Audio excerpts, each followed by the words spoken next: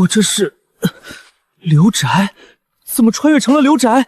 丁，宿主加直力，智力、武力20。系统简介：宿主见到三国时期普通将领，可获得1点技能点。宿主可以通过开10点技能点，可将属性注入任何人的能力，使之拥有该名将的巅峰能力。只要见一面，就有提升自己能力的机会。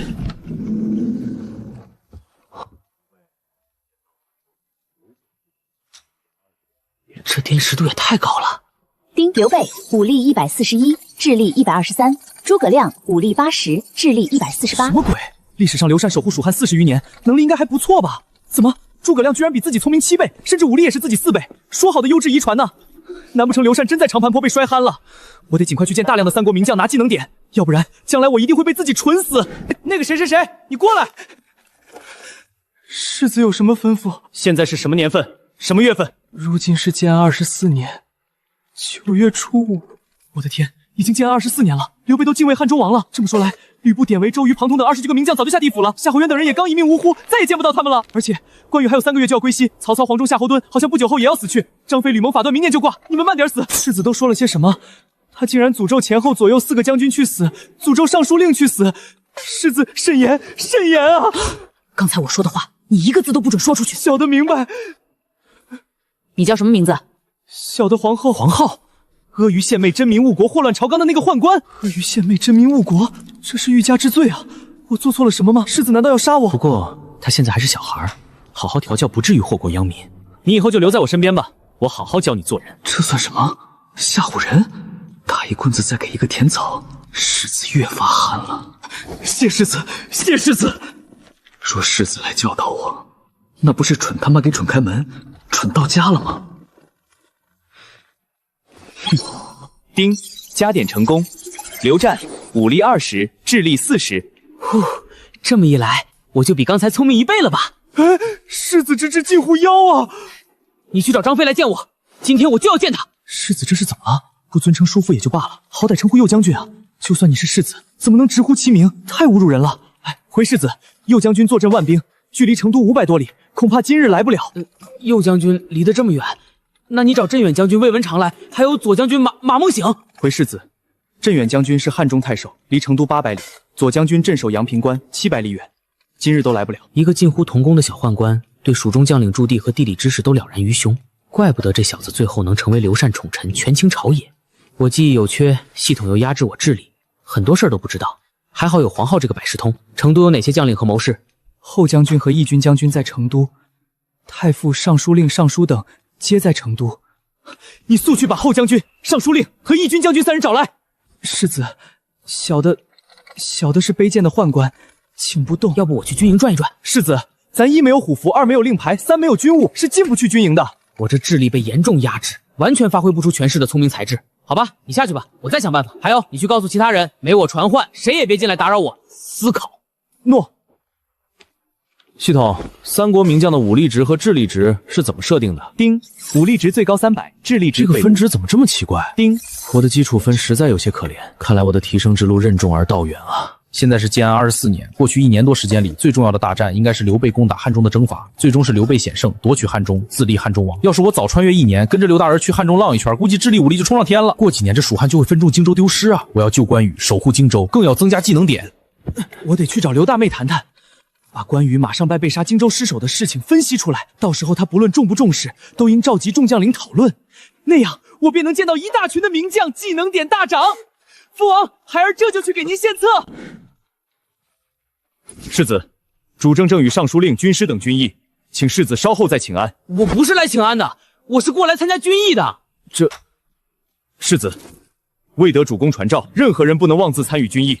本世子有重要的事要给父王说，关系到荆州安危、钱将军生死，你速速去通报。世子，前几天钱将军传回军报，说已经包围了曹仁，即将拿下襄阳，而荆州更是固若金汤，世子大可放心。你懂什么？钱将军现在看起来顺风顺水，但是其中包藏的危险，岂是你能探知的？速速放本世子进去！世子，恕卑职不能放行。看来刚刚是失了神，该死的智商！是谁在屋外大呼小叫的？是世子要进去请安。想来今日身体恢复了些，能下地了，第一时间便过来给我请安。阿斗这孩子真是至孝啊！让他进来吧。丁，见到三国名将法正、刘巴、赵云，普通将领杨仪，宿主增加31个技能点。好啊，过来。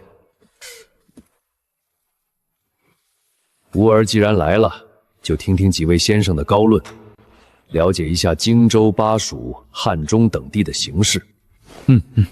这个时期的刘备集团内部团结，外界拓展也相对顺利，算是刘备的高光时期。可惜所有人都不知道，最大的危机和转折马上就来。吾儿，诸位先生说了很多，你可听懂了？回父王，儿臣大约听懂了。那你说说，懂了些什么？这个，那个，难道是智力太低，使这具身体的嘴巴无法表达出我心中的想法？就算是个7、8岁的孩子，听了这半晌，也该说出个1、2、3。世子竟然只会说这个那个，还哎，传闻果然是真的。世子之智近乎妖啊，妖嘛，智力方面自然比人差远了。怎么，儿啊，你第一次接触这些，不懂很正常。父王稍等片刻。加点成功，刘禅武力44，智力71。丁，宿主总点数达到100，获得饲养加成功能。世子这是急得张牙舞爪了，真是虎父生犬子，难不成是被主公摔的？儿啊，要不你先回去休息。父王，我刚才想说的是，您现在坐拥巴蜀、汉中、荆州3地，其中巴蜀居易守难攻之地，抱肥沃之田，粮草充足，是完美的大后方。但是汉中3成人口随张如迁走，曹贼又掳走3成人口。如今的汉中人丁不旺，需要休养生息不短的年鸡。巴蜀乃天府之国，四面环山，安逸至极。坐镇成都之将即将被磨去锋芒，死于安乐窝中。最后是荆州，目前被曹贼孙仲敏和我父王分别占领，情况复杂，敌我难分。父王则趁机夺下南荆州的长沙、贵阳、零陵和五梁。后来卢子敬用南郡跟父王换走了江夏，看似是为了联盟，其实是为了减轻自己军事压力，让父王顶在抗击曹贼的最前线。后来更将此事诡辩成借荆州，因而至今让我们归还荆州，实在气人。世子的意思是说，主公不需要归还荆州各郡喽？父王自己打下来的城池，自然不用归还。那南郡呢？我父王凭本事用江夏换来了，哪有还的必要？后来孙仲晕派吕蒙偷袭，攻占了零陵、贵阳和长沙。前将军固立北方防线，父王在汉中大战郑元，不便派军在荆南硬拼，只好与孙仲晕谈判，以湘江为界，分而治之。世子如此年纪，已经对荆州形势知之甚深，对鲁肃肃借代南应图和东吴的大欺也有深刻理解。我主以后必思子，大事必成。是谁教给世子这些的呢？此人必定大才，必须重用。是谁呢？法正、主公。如今前将军正率军攻打襄阳，据说已经生擒于禁，斩杀了庞德，即将拿下襄阳，似乎势如破竹。然曹贼不会坐以待毙，让自己老巢暴露在我军铁蹄之下，必然派出援军奔赴襄阳，同时联系孙仲文前后夹击前将军。如此一来，前将军压力倍增，失去锐气，叠加孤军深入，后继不利的情况，可能再难有大的战绩。此外，荆州精锐兵马尽在襄阳，后方实力空虚。东吴那位老伙伴精明得很，一定会趁火打劫，越过湘江偷袭我们的。父王，儿臣认为，如今的上策应是迅速派出2支骑兵入荆州，一支直奔襄阳，协助前将军攻城；另一支奔发湘江、长江驻守，防止孙仲温背后插刀。想来是主公把这件事说给世子的，刚才那些话估计也是特意教的。主公这是有意让世子崭露头角，逐渐接触朝政了吗？是谁把密报透露给了世子，还教世子说出如此长篇大语？是军师提前知会阿斗的，并教了这些说辞。难道军师有意让阿斗参政？诸位怎么看？世子能推测出曹贼动向，看出孙仲挪那边的风险，确实聪慧。然吴中谋士极多，识大体，知分寸。孙仲勋有他们辅佐，正常情况不会轻易出兵。我认为，只要曹贼不再襄樊取胜，东吴不会有所行动。果然是主公有意推世子参政，这个孔明怎么如此看不透？世子说要派出2支精兵，那肯定是主公的意思呀。你顺着说不就行了？做甚唱反调？如居师所说，我父王应该如何应对？世子之言不无道理，可送信给云长，令其继续猛攻破曹操援军，使曹贼胆寒，不敢继续增兵。同时提醒云长、子方等人仔细防范。孙仲东审时度势后，自然不敢轻易偷袭。世子所说之危局解矣。军师误矣。孙仲玄狡诈善变，贪得无厌，怎会放过如此良机？我认为他必定会先曹贼一步，派大军渡过江偷袭。吾认为世子所言极是。孙仲部此前已经偷袭过荆州，盗走贵党2城，如今必然故技重施。我同意世子出兵的计策。原来幕后之人是你啊！即便东吴暂时不准备出兵，我们出兵入京也是未雨绸缪，震慑东吴，更可以成为前将军的强大后盾。世子之谋乃上上策。蜀中军事迎战1年余，不得按年列计，兵力充沛，且有刘封、孟达在西侧上拥帐赵勇，完全不需惧东吴。法正前辅早主攻入川，后有汉中之战的功勋，现在主动教导阿斗，果然是忠心耿耿之臣。有他在侧，是主公之幸。非也。首先，荆州虽然有很多谋臣武将，但大多在襄樊前线，南郡腹地人数稀少且分散。若东吴背信弃义而来，恐难抵抗。再者，上庸3城心定，人心不稳，若是突然撤走大军，万一地方宗族又一心，必然反叛。倘若荆州有变，上庸之兵将进退维谷。其三，蜀中之兵虽然疲惫，但抽出一些人马东去，并不妨碍休养生息，却可以保荆州安宁，何乐不为？吾儿思维敏锐，眼光独到，为父甚是欣慰。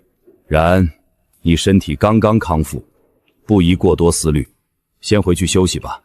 此事我会和军师好生商议的。主公，世子聪慧不凡，臣建议让世子上朝堂参政。主公，世子确实早慧，不赞成孝直的建议。你们觉得呢？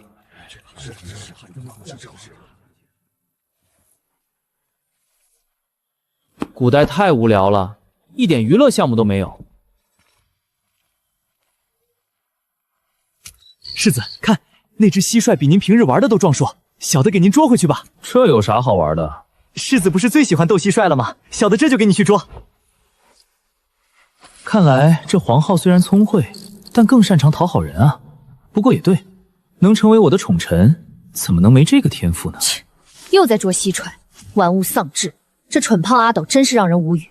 姐姐这话不对，世子仁厚至孝，性情温和，只是尚且年少，爱玩点，怎么能说玩物丧志呢？英英，汉中王把你许配给他，你自然要向着他说话。凤姐姐，哪有这个事情？你胡说！你脸红什么？在汉中时，大王和你父亲就把亲事定下来了，你将来就是世子妃，多么正常的事儿，这有什么害羞的？姐姐还取笑我，我可听说东吴派人去荆州提亲，求娶姐姐呢。妄想！我父说了，虎女也能下嫁犬子，我是不可能嫁给孙登的。世子看过来了，快走！丁，见到3国普通将领关凤、张茵茵，增加2技能点。这是关羽和张飞的女儿，他们来王宫作甚？不对，他们也算将领吗？世子，他们却是前将军和右将军的长女，不是将领。今日入宫是向王后请安的。还有系统是谁？不过不重要。既然世子说他不行，那系统肯定不行。张飞的长女，那不就是我未来的媳妇儿？世子，您看这只蟋蟀多么壮硕，称得上蟋蟀中的上将了。起开，别当我看媳妇儿。我媳妇儿的身段还是很不错的嘛。父王算是办了个好事。未来的世子妃确实美若天仙，关小姐也才色出众。你闭嘴！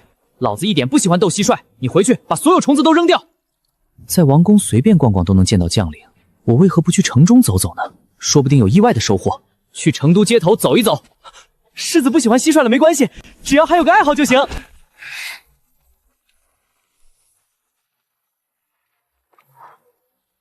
小耗子，我准备自己出去走走，不用整这么大阵仗。世子尊贵，怎么能独自前往？这么大一个阵仗，又是马车又是卫兵的，我走个屁啊！你选几个得力的侍卫，远远跟着我就行。小的遵命。那走吧。世子，出王府怎么也得沐浴更衣的。哎，麻烦。这边没意思，我们去小城那边走走。世子，这边虽然没冒哪街，再往北有酒楼茶肆，还有章台，您可以尽情去玩。倒是那小城中又脏又臭，尽是些市井之人，不懂规矩的很。张桃就是青楼，倒是可以一去。想不到这几个门卫中竟有3个普通将领，让我轻易得了3个技能点。这成都小城在刘晏、刘璋父子2人的经营下，还可以嘛，挺热闹的。看来在这个时代，平头百姓里几乎不可能出人头地，纵使应召入伍，到了战场也就当个炮灰了。世子可是饿了，小的这就引您回大城，那边有个酒楼，名为蜀一醉。乞丐，他不会来抢我鸡蛋吧？小哥，你这鸡蛋多少铜钱一筐？多少钱一筐？公子，如果您都要了，150之前就可拿走一筐。小耗子，都要了。小哥，你能每天都卖给我1筐鸡蛋吗？是，公子，乡下人贫苦，这些鸡蛋80%攒了1年半载的，每天都拿出1筐鸡蛋，恐怕有些难为他了。公子，每天1筐不行，5天1筐没问题。你的意思是去亲朋好友家收购，再卖给我？不，我家养了一整山的鸡，每天都下很多鸡蛋。你可不要诓我！不干！半年前，我家的一只母鸡不知为何突然开始持续下蛋，持续抱窝，小鸡一窝一窝的出，到现在已经200多只母鸡了。小耗子，你找个人跟着小回家看看，如果真如他所说，就把他的家和他家的鸡都买下来，把小哥一家也接到王府，我有重用。这次偶遇可比遇到一个名将还值得。世子，您为何要接他到王府？这小子看上去骨瘦如柴，没什么力气，干不了什么活的。买的不是他，买的是他的母鸡，买的是他养鸡的能力。小耗子，我记得你刚才说过什么蜀一醉，正是蜀一醉的佳肴，让人流连，美酒让人忘返。你去过？没去过。小的月钱还不够买半盘菜的。那你怎么知道他们酒菜好吃？听别人说的。这算是三国时代的广告效应吗？带我去，我要尝尝这个时代的美食。世子病愈后，话语似乎变得更奇怪了。世子，咱们进去吧。有贵客，请上座。果然是豪族时代啊！一个小小酒楼就见到如此多的未来将军，纵使他们没能青史留名，但是在这个时代全都是人上人，不是平民能比的。咦，卤肘子、郫县子鱼、望刀鱼蒸年、胡瓜拌蒜、韭菜炖鸡蛋、青梅酒、酒晕酒，真的是三国的菜。这些菜名好熟悉，我穿越到了一个假的三国吧？不知客官想要吃点什么？按之前2次加点经验，似乎给增加智力，能记起这具身体和前世尘封的记忆。不知道把今天剩余的点加到智力上，能不能想起些什么？丁，加点成功。刘禅武力44，智力87。没跑了，增加智力可以将尘封的记忆提炼出来。幸亏一目十详地看过些杂书，要不根本不可能回忆起这几道菜的来源。原来这是曹操所著的40识智里的菜名。我们没点汤，是不是上错了？回公子的话，这是掌柜的送您的。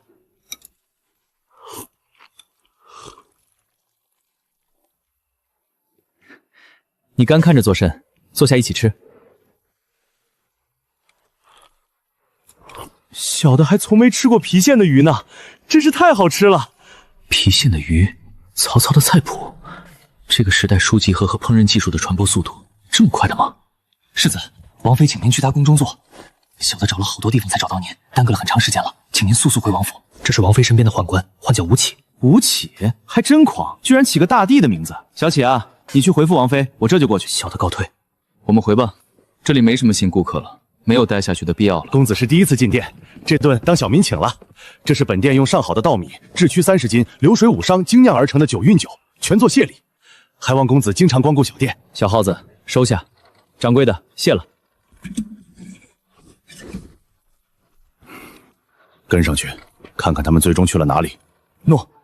带上大黄，如果跟丢了，让他寻酒位而去。诺。王妃，臣女还要去教场练习骑马，先行告辞了。既然关姐姐要走，我和你一起回去吧。也好，天色不早了，再不回去，你们母亲要担心了。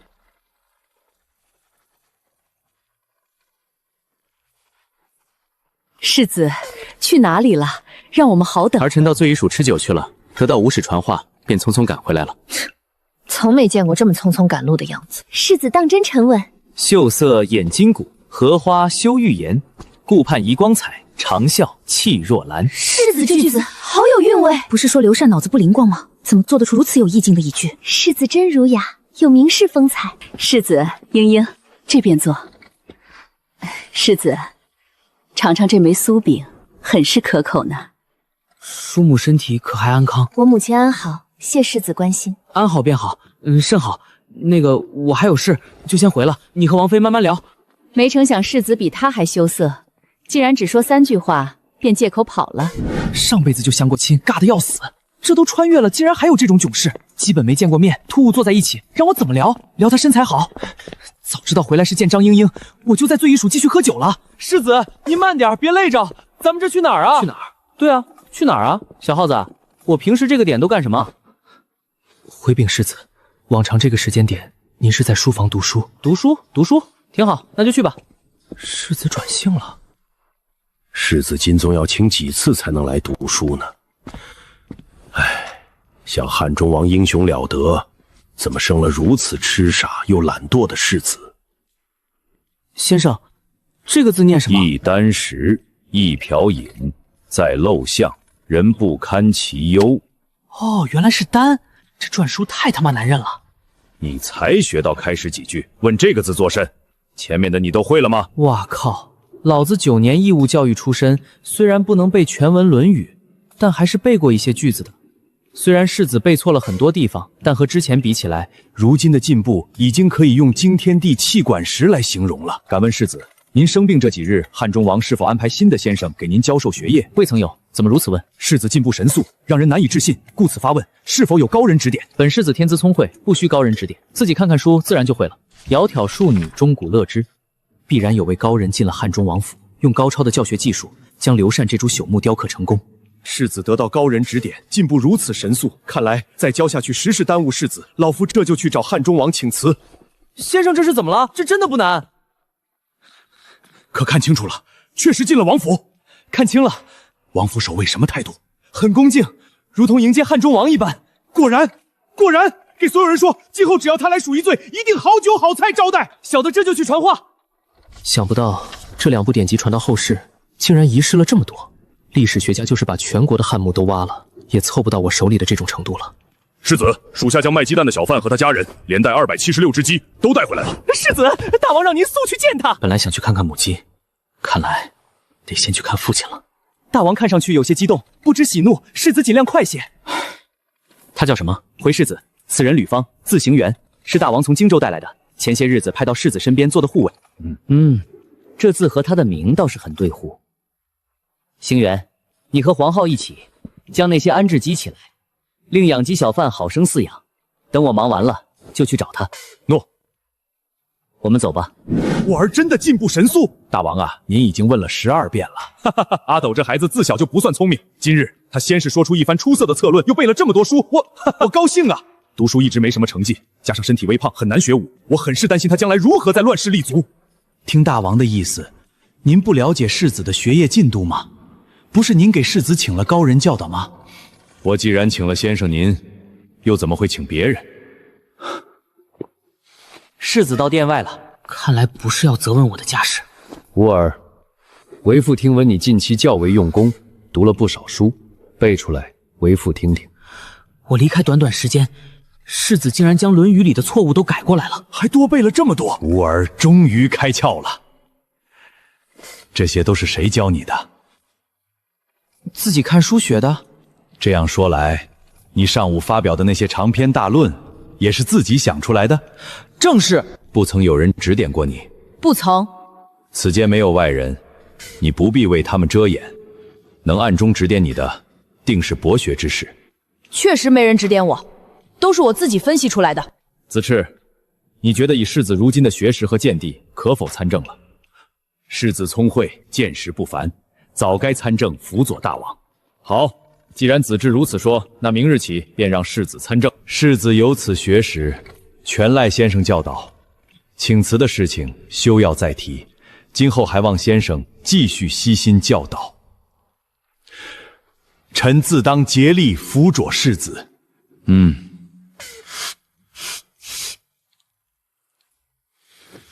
去吧，回去好好准备准备，好加后日的大朝会。又能大规模加技能点了。祝守正啊，你现在正式成为王府的人了。世子给你的任务就是饲养好这些鸡，务必仔细，别出什么乱子。世子买了这些鸡，那这些鸡就是王府的财产，你万不可像往常一般散养，要把它们当祖宗，好吃好喝好伺候，别辜负世子对你的期望。是，全凭黄管事安排。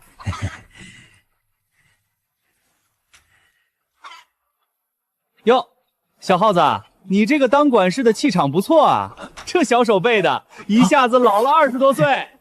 世子，您怎么来这儿了？这地儿鸡屎多，可别脏了鞋子。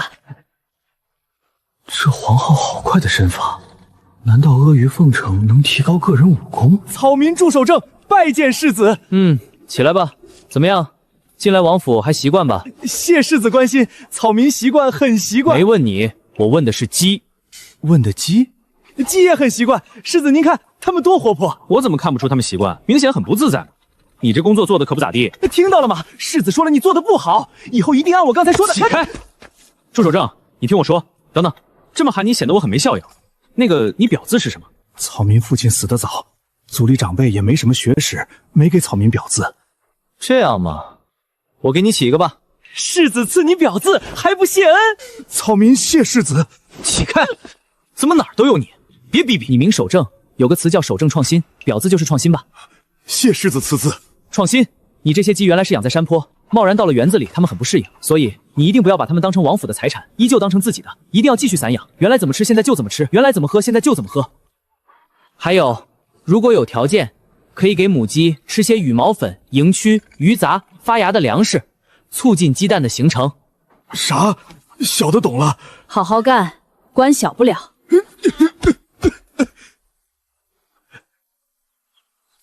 小耗子吕方，我们走。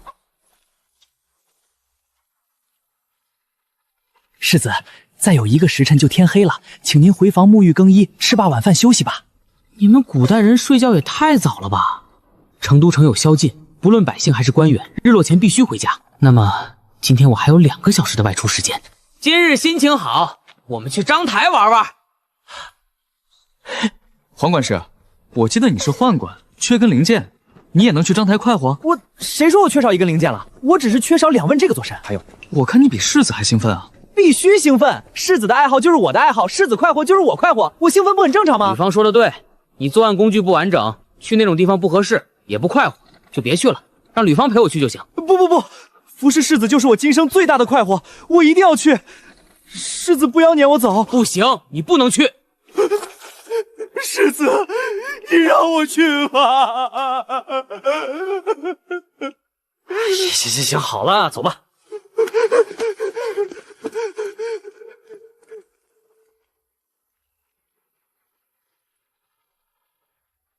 走，进去见识见识。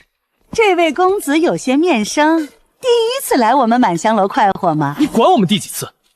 速速将最美的妓叫过来。公子看起来年纪轻轻，想不到还是个老手啊！快这边请，今日正好是我们秋婉姑娘打茶围的日子，公子如此贵气，一定要去参与的。打茶围，3国时期就有这种玩法了，那就去瞅瞅吧。本以为能见到些门阀子弟，其中必然包含现在或将来的将领，谁曾想所有客人都屋内躲着，只能闻其声而不见渠人，这一趟算是白来了。看来出府找技能点这个方法不大靠谱，在朝堂和战场上疯狂加点才是正道。公子，此处是秋婉姑娘的媚堂小阁，此刻正在打茶回。公子不仅可以观舞赏月，还可以和其他文士吟诗作赋。若秋婉姑娘有意，还有留宿的机会哦。留宿？这里不宵禁的吗？所谓宵禁，是百姓不能上街道，但在自家院子里可以自由行动。留宿嘛，自然秋婉姑娘事前没什么兴趣，倒是打茶回。毕竟在系统的标准上，谋士也算将领。看来必须进去体验一番了。打茶回只需100钱，茶水和笔墨不另外收费的。是1人100钱。一起进来就是。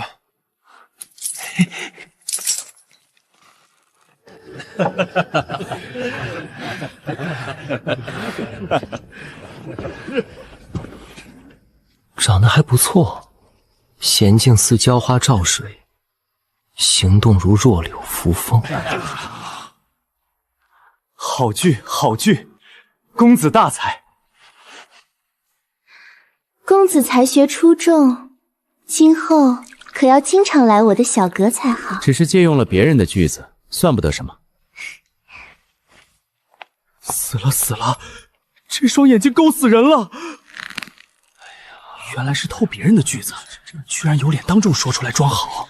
还有小半个时辰就宵禁了，奴家不久留众位贵客了，还望诸位老爷公子日后经常来小阁看望奴家。至于剽窃他人文章的，就算了。往或兮若青云之蔽月，飘摇兮若流风之回雪。糟糕，我看走眼了。这一句不会也是借别人的吧？我怎么闻所未闻？成都有谁能做出如此好？这位公子，您能再说一次刚才的句子吗？我家公子刚才说的是“防晃兮若青云之蔽月，飘摇兮若流风之回雪”。好文采啊！真是。敢问这位公子，这句子是您所作，可还有上下文？自然有，我家公子才华横溢着呢。起开！不会说话就别乱说话。这位公子，您刚才这2句可谓惊天地泣鬼神之词，如果还有上下文，我等恳求您讲出。我只是看远处的洗衣姑娘，随意说了几个字。二是也可使公子声名远播。大伙谬赞了。非也，公子随意几个字，让我们振聋华会。公子大才，就不要藏私了。若公子愿意送出全文，奴家可以做主，将那位洗衣少女送给公子。当真？那女子是我住处负责洗衣的婢女，我自然有权利处置。只要公子真能在媚堂小阁朗诵出全文，奴家一定履行诺言，将她送到公子府上。好，一言为定。刚才我观那洗衣少女忽然思如泉涌，瞬间得了一篇妙文。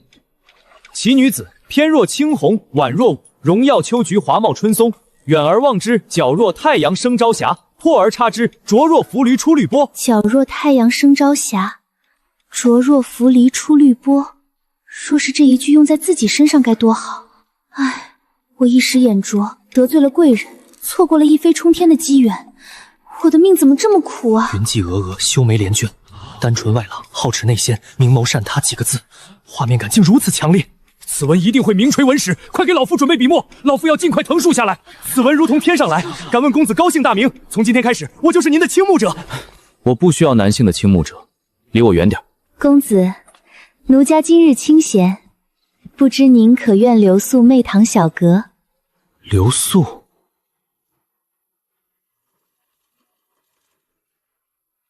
想占我便宜？你想得美！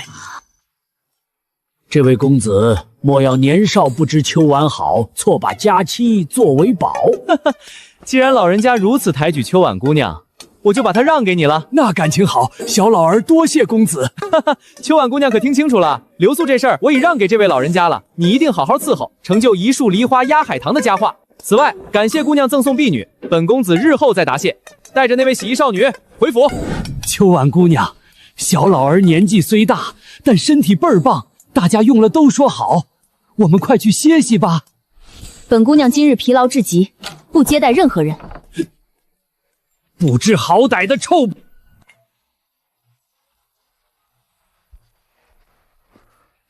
郑小姐，你不必惊慌，我没恶意，带你回去是你之福，日后你在成都定当大放异彩。你怎么知道我姓郑？我不仅知道你姓郑，还知道你名为郑立昭，是前益州从事郑度之女。你父因向刘璋献坚壁清野之计，被刘璋拒绝，并罢黜流放，你也因此沦落章台。起来吧，先回府。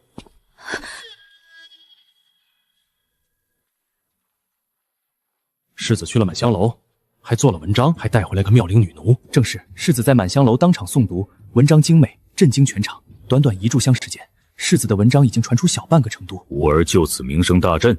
没有，世子自始至终都没有提及自己身份，现场也没人认出世子。下去吧。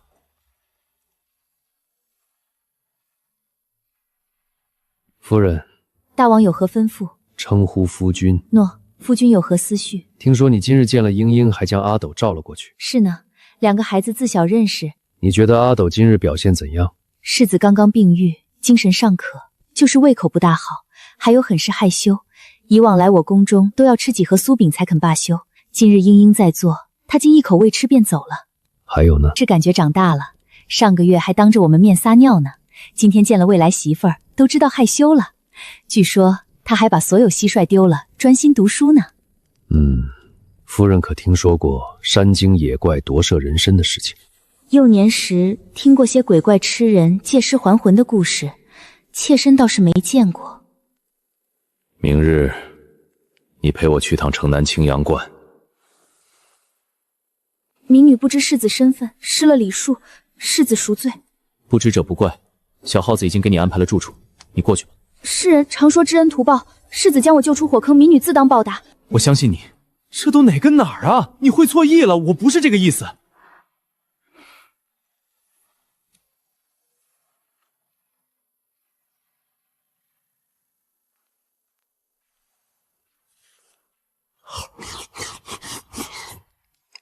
才跑了约莫3分钟，竟然如此饥饿，前身怪不得这么胖。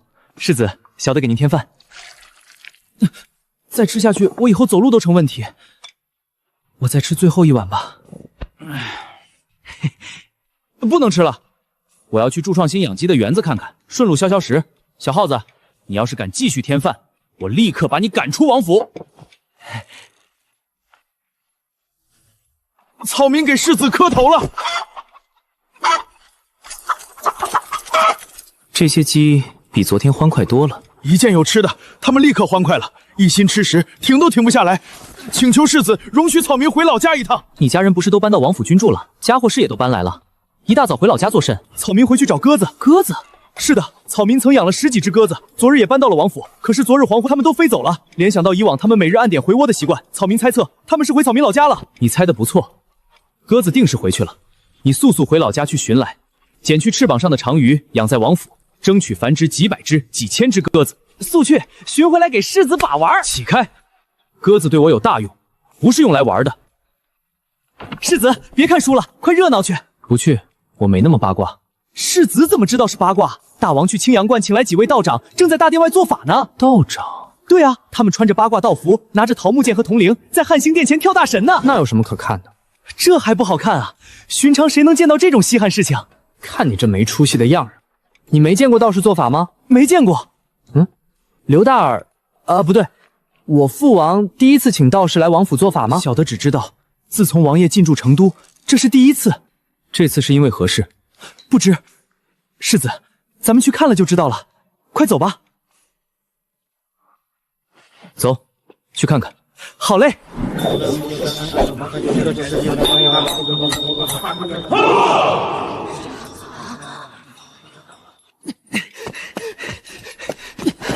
世子，您累了，小的甚是担忧，要不我找个车推着您去？你是怕道士做完法事看不成热闹了吧？哪有，我真的是担心世子累着。你别拖着我跑，我自然不会累。明日大朝会上得到新的技能点，一定加在武力上。早知这么快就结束了，就让世子在书房看书，我自己过来看完再回去伺候，也不耽误事儿啊。阿斗，过来见过几位道长。阿斗，这是青阳观的葛仙师。贫道葛玄见过世子。葛玄？放肆！怎敢称呼仙师名讳？无妨，一个代号而已。我记得仙师原是在荆州阁朝山修道，怎么来成都了？你也想到成都街头走一走？竟然知道我曾在阁骤山修行，世子真是强记博闻。然出家人云游四海，不会久居一地。1年前，贫济观西蜀有天子气现，故来此一游。目前在青阳观精修。仙师说西蜀有天子气象，意思是当今圣上会来西蜀居住。大王，此处不是说话的地方，请寻一处精舍，容你我相谈。正该如此。阿斗，你也来吧。仙师，一场法事下来，您觉得我府中气象如何？可有妖物作祟？大王府上紫气升腾，王者之气缭绕，一片祥瑞，您不必忧虑。唤阿斗进来。平不观世子气宇非凡，脑后隐隐有9鼎之光华，将来定成大器。然今日他印堂发黑，似乎有灾祸在身，若不尽快驱除，必失天命。敢问仙师，何为9鼎？何为天命？天机不可泄露。仙师先说西蜀有天子气象，又说我脑后有9鼎光华，到底是何意？世人皆知天子居于中原，天子气象必然在中原，而9鼎代表皇权，又为何在我脑后？仙师博古通今，必知原文道为何而死，如今何故胡言乱语，来此坑害我父子性命？大王，天下大事，分久必合，合久必分。当世自黄巾之乱后，天下已然4分5裂，皇权可谓荡然无存。然汉室命数虽久远，也不是不曾断绝，但终会转危为安，延续国祚。像秦发源西方，五行属水，当年高祖揭竿而起灭秦，是为土德灭了水德。至平帝时，汉帝被迫禅位给莽，是为土德生金德。光武帝灭辛，乃火克金，故为火德传承至今。当下地星昏暗，将来必然涌现新地，或是火德生土德，或是水德克火。大王占据益州是西方之地，五行属水。大王名讳贝字也是五行属水。如今又如同高祖以汉称王，只要大王励精图治，世子壮壮。无儿之劫，应如何度之？世子暂时无生命之忧，大王不必焦急。待我准备准备，1个时辰后，弟4们一起做法，为世子加地星当头之福，可保天命长存。仙师可需要什么祭祀物品？孤一定尽数奉上。不多，取黄金1000两，白银5000两，蜀锦2000匹，由贫道祭献天地即可。来人，打开府库，取黄金1000两，白银5000两，诺，蜀锦2000匹，给道长祭祀。另取黄金100两，酬劳仙师。父王，这道士就是来骗钱的，你怎么还信他？允他这么多金银手段。到了此时，你依旧不怕吗？等会儿仙师做法，你必然难逃一死，何不就此离去？你说啥？你不必如此装傻充装。你的事，孤已经尽之。然上天有好生之德，你修行不易，快走吧，免得身死道消。师傅，怎么样？汉中王信不信你？汉中王人心不足，早就奢望皇位。刚刚为师为其推演周易，一通算算，他的问鼎之气显然昭然若揭。再加上我说子有劫难，可能危及天命，那大耳朵自打他1要保平安，2要保帝业顺利，已经对我深信不信。能给1万钱吗？哼，没见过世面的东西。你以为汉中王能和寻常富户一般？哼！为师要了他取黄金1000两，白银5000两，蜀锦2000匹。师傅，徒儿对您的敬仰如滔滔江水连绵不绝，对您的佩服如大海之水无边无垠。那世子博闻强记，竟然知道葛玄的修行代场。等会尔等说话时一定要注意，莫要让他看出猫腻，坏了我们大事。我听说汉中王世子蠢胖，身居王府，怎么可能知道葛道长的事情？这就不知了。他在荆州居住过几年，可能听说过。不过今日他没有认出我来，至少说明他不认识我。我们只要将今天蒙混过去，明日就可以拿到钱财遁走。师傅，徒儿对您的敬仰如滔滔江水连绵不绝。你就不能换个词儿？师傅，您一定是天上的骗神下凡。我怎么觉得这不是夸我呢？孤听闻你昨日带进府里200余只鸡，今早还命人去抓鸽子。孤这么问你好了，你是个山凤成精，还是野鸡化怪？父王，你被骗了，自己也想歪了。那道士先是说西蜀有天子气象，后说我有9鼎之华，刚才又按错误的五行推演，明里暗里说父王有成帝机会，都是骗钱的铺垫。父王，儿臣给您分析一下。其一，刘晏来蜀地前，就有人说西蜀有天子气，现在他自己身死，儿子也战死了好几个，就一个刘璋继承一兵，还没有守住基业，何来天子气？其二，那个葛玄说儿臣有天命，但印堂发黑会失天命，然后让您给金银祭祀，这不是明显的骗术吗？再者，父王说我是精怪，葛玄可说过府中有妖物，可有说过我是精怪？其三，葛玄说秦藩西方是水德，高祖灭秦是土德克水德，那我皇室历代都说高祖斩蛇是赤弟子斩白弟子，代表天命，这赤弟子明明是火德，怎么就成了土德？高祖斩蛇代天起义，怎会有假？那就是葛玄说错了。其四，那个老道若真觉得我们父子能取得天下，自然不会要我们的金银，而是让我们保证事成后兴建道观，弘扬道法才对。父王若还是不信，您稍后见到葛玄，可以试他一试。怎么试？试法分2种情况。第一种，这个葛玄沽名钓誉，就是个招摇撞骗之徒；第二种，这个葛玄是别人冒充的，十足的假货。容我试他一试。派人问葛仙师是否准备妥当，若妥当，则过来叙话。诺。大王唤贫道过来何事？孤听闻仙师从左仙师处学的仙丹炼制之法，可助凡人长生。巫师确实传过贫道仙丹之术，贫道也曾钻研。仙师可曾炼制成功？来蜀地之前，在巫师的指点下炼过一炉成丹9枚，功效如何？巫师吃了1枚，自此无虚食无谷，百病不侵。山间几味采药服发再生，健步如飞。此丹可还有？丹药都送给巫师，贫道身上并未携带。仙师可还能炼出？能，但炼丹需要无尽的天材地宝，贫道怕大王。天材地宝可有价，可有处寻？天材地宝难寻，但不是寻不到；天材地宝无价，但不是买不到。哦，贫道估计5000两黄金能凑齐一副药方所在之宝。仙师，这是孤从东吴带来的上好茶叶，名为国山主。您曾于阁昭山修行多年，必定饮过。如今来到蜀地，再品一下故地之茶吧。果然是上好的国山主。这茶出自乌亭县西的温山，气候湿润，茶叶温润适后，清香淡雅。仙师游历天下，果然见多识广。惭愧，惭愧。父王，儿臣听闻格奏山景色优美，其中太极、玉女、凌云3座山峰高耸入云，能通往天界。您4处征战，可曾去过？讲与儿臣听听。孤未曾去过葛洲山，不过孤3年前曾途经豫章郡东南，远观过此山，确实见到了几座入云的高峰，就是不知道是也不是。仙师，不知孤看到的是不是太极、玉女、凌云等峰？仅凭几句话描述，贫道无法确定。仙师，高峰入云真的通往天界吗？那都是世人讹传。太极几峰虽高，但无法通往天界。想来也是，若真能通往天界，仙师和您尊师早就登天而上，与天同寿了。世子说错了，即便能登天而上，也不能与天同寿，要食用仙丹才能长生不老。我曾听闻尊师授予仙师一本太清丹经，不知是不是记载如何炼丹的经书，可否借我观摩几日？此乃天机，不可泄露。原来如此，请仙师恕我唐突之罪。不敢，但贫道可用此经书之神文为大王炼制仙丹。不知几年能成？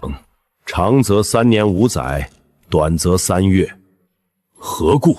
只要天材地宝齐备，3月成丹。若成丹如此快捷，孤愿意多拿出3成黄金助力。不必，5000两足够了。这蒙闪茶芬芳，喝过后口齿留香，仙师可多饮用。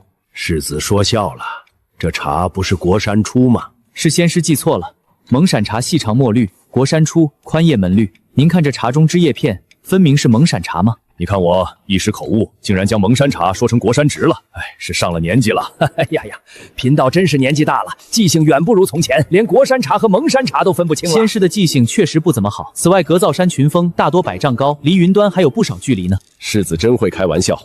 还有那格造山地处荆州，楚国故土，常年湿润，山间终日云雾缭绕，就算只有30多丈高，也算是入云之峰。仙师高见。大王和世子几番试探，想必不相信贫道。仙师何必如此呢？犬子年幼，话语没有分寸，还望仙师息怒。世子年幼不假，话语没分寸可以见谅。大王年过半百，不也在旁帮仓吗？我记性确实不佳，仙师不见谅。求大王饶命啊！我们都是被那老道士给逼的，不是故意来骗钱的。大王啊，我们还没见到钱，不能杀我们呀！我家里还有80岁的幼子，3、5岁的老母，我们顶多算帮凶，这白胡子老道才是主谋啊！大王，仙师莫急，先听听是怎么回事。仙师稍安勿躁，不想死，那就说说你们是谁，为何进王府？我们是靖州南郡的农户，因战乱逃到益州，途中遇到那个老道，收我们为徒，学些道术，不，学些骗术混口饭吃。你们师傅真是葛仙师吗？他不是葛仙师，他名为长青道人。听闻葛仙师大名远扬，才顶着这个名号四处行骗。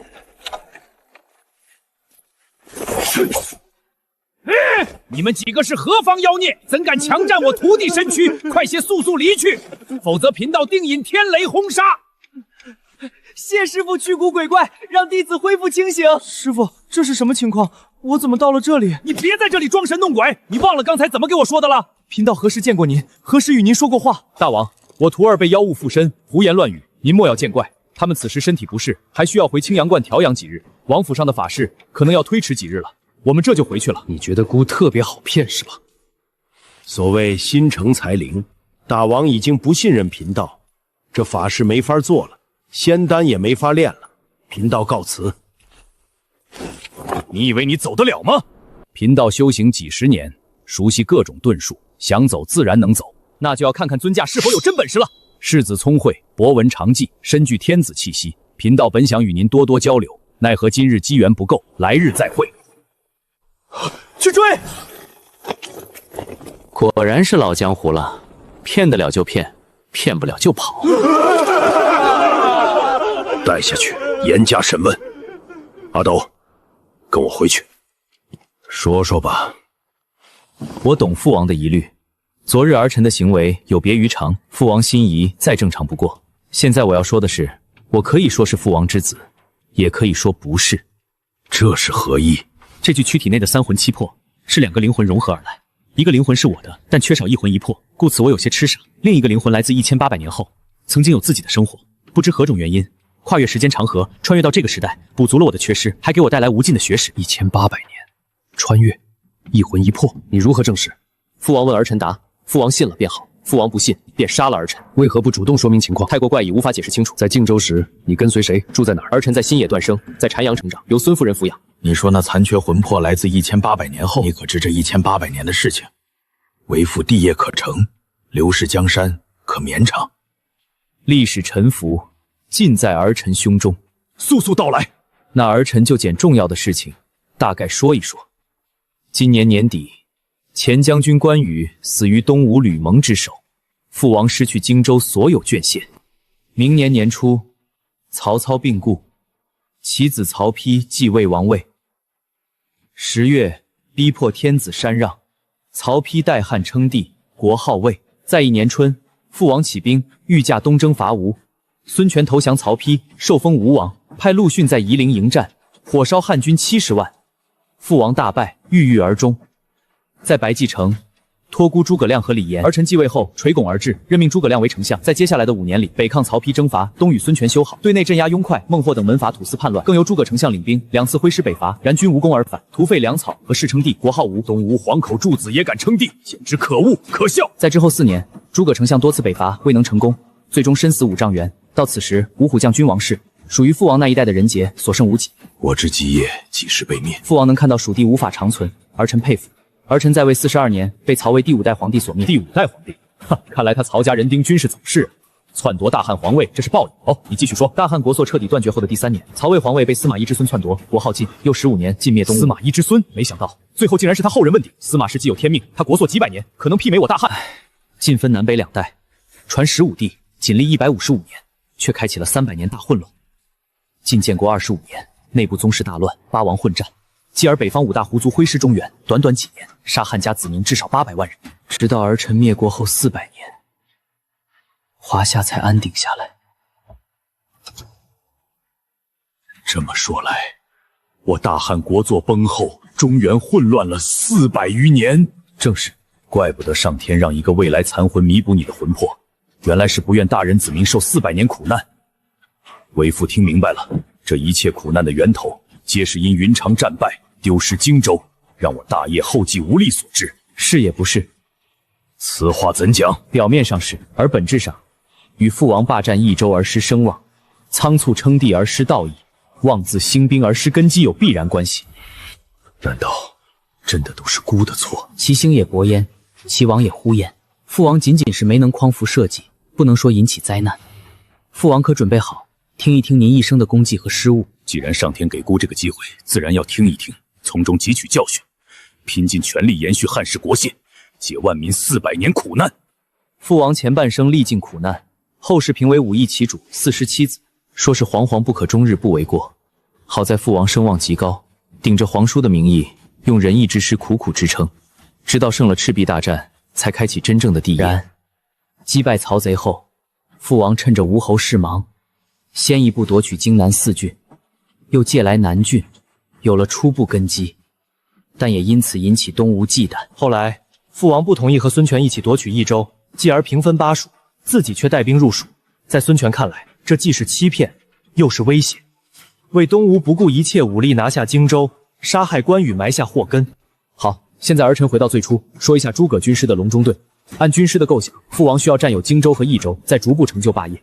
但是父王的大业是要复兴汉室，如此大旗必然要尊重刘氏道统，保证自己起兵的正义性，这就要求不能与益州同宗之刘璋为敌。可惜父王入蜀之后，采用计谋鸠占鹊巢，霸占了益州，这就有点不得人心了，直接压垮了父王的声望，成为第3个祸根。不仅在本质上与东吴决裂，还造成后来益州多地叛乱，始终无法完全挖掘益州的潜力为己用。天子下了禅让诏书，曹丕称帝后封天子为山阳公，极为善待。在这个情况下，父王要么听从天子诏令供奉新帝，要么举起大旗举兵讨逆，营救天子，恢复汉室。您不该宣称天子已死，贸然称帝，造成名不正言不顺的处境，这便是最大的一个祸根。如今按你之言，为父已经埋下3大祸根，你有何计策扭转之？高筑墙，广积粮，缓称帝。何解？父王之根基乃益州和荆州，只要从现在开始增强防御，守住2地，吞并世家势力，吸收其家财人丁为己用，慢慢积攒家底，不暴露野心，静等敌人出纰漏，再行征伐即可。曹丕小儿称帝也不顾，到时只需要举大旗声讨，静心积累实力，最后兴兵北伐营救天子。若真的将天子救回来了，孤何以自主？一策，攻破魏都，营救天子，挟天子以令诸侯，待天下一统，再行效仿尧舜之事。二策，攻入魏都，斩杀曹丕。天子不幸在乱军中驾崩，父王算是从曹丕手中夺来帝位，为帝报仇。天子不幸这条挺好。这么说，父王相信儿臣不是被妖魔附身了？相信你是无儿了。速回去准备准备，明日大朝会，你一定会大放异彩。自今日起，你加派人手，全天保护世子，每日给姑汇报世子日常。诺。包括穿衣吃饭，包括与谁见面说了什么，包括看了什么书。诺。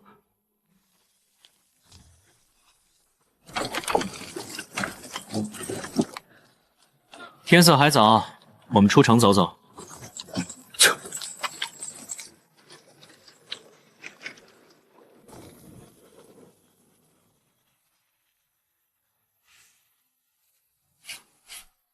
真是不愿意浪费任何一颗粮食啊！世子说的对，我们不能浪费粮食。小的这就去赶走他们。你什么意思？城南所有农田都是大王的私田，而那些人都是寻常人家，在大王田地里偷东西，不得赶走吗？我父王会派人来捡拾落下的这点粮食吗？不会吧，应该不会，没听说过。那你赶走他们作甚？能不辞辛苦的捡这么点吃食，定然不是富裕人家。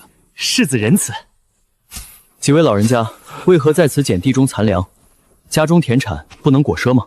家里田地贫瘠，像汉中王这种沃土，100亩年产不过300栋，我们的田地能少一半。老人家，你们种地可用过粪肥滋补农物？我家没有牲畜，没那么多粪浇灌。老人家，你可以在冬天地气回暖时挖深潭，将粪尿、灰土、垃圾、糠贝落叶堆积其中，封闭腐属，所得之肥料称为蒸粪，可得数倍之养分。等我回去，要设法在军屯中推广蒸粪法，丰收后自然会传到民间。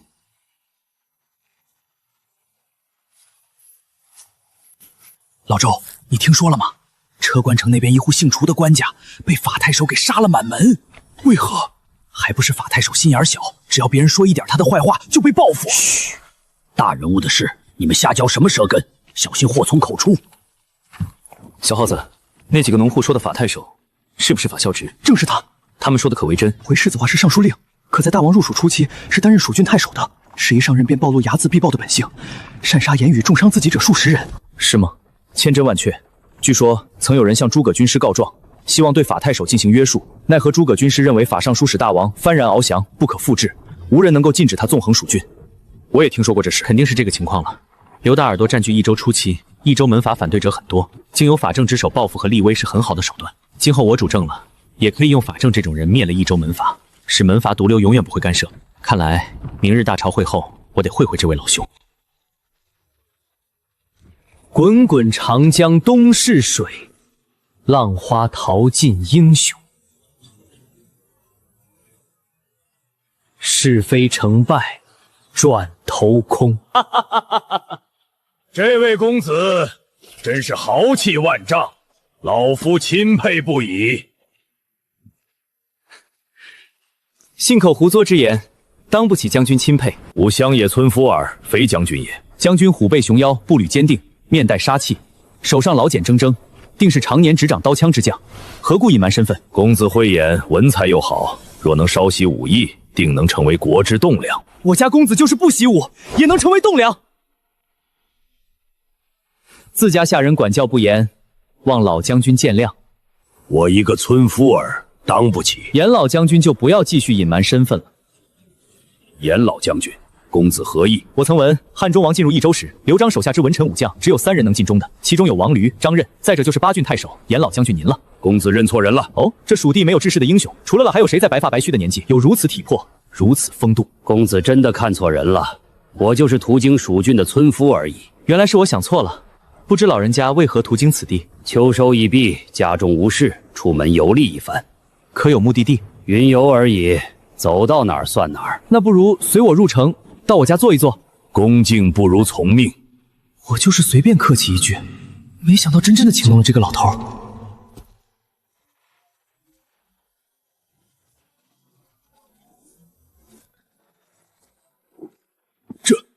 这是汉中王府刘玄德的住处。正是，这就是我家。敢问公子与汉中王是何关系？汉中王乃家父。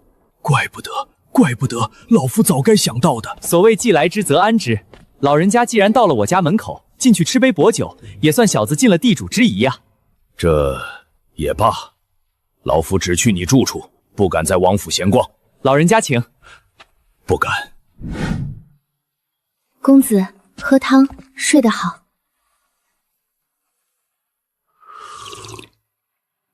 这是何物？这是冬蓉养骨汤，最是补肾益精，有助世子睡觉。这只是补肾的，世子喝下定能睡得好。我喝了这个哪能睡得好啊？定能睡好。你别乱来啊！